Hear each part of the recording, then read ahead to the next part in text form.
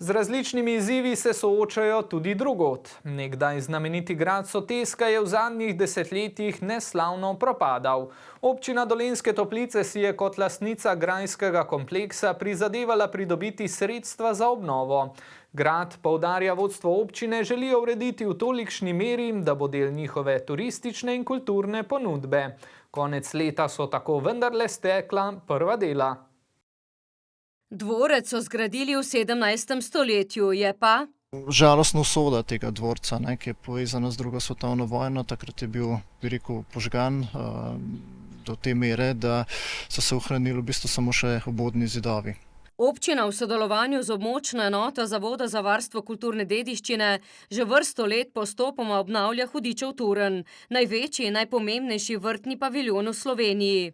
No, grad Soteska pa je nekoliko trši oreh, razvaline take, ki so sicer vedno ponujale domačinom predvsem prostor za določene aktivnosti, nikoli pa ni bilo nekih sredstev, s katerimi bi to točko naredili bolj prijazno.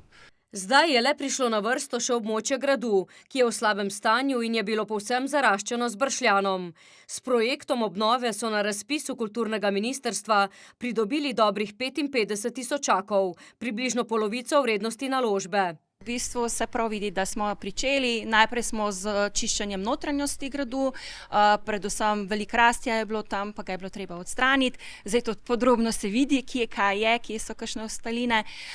In pa prvenstveno smo se lotili vhoda v grad Soteska, ker je predstavljal nevarnost za naše obiskovalce, pač prehod ni bil varen. Obnovo vhodnega portala naj bi sklenili prihodnji mesec.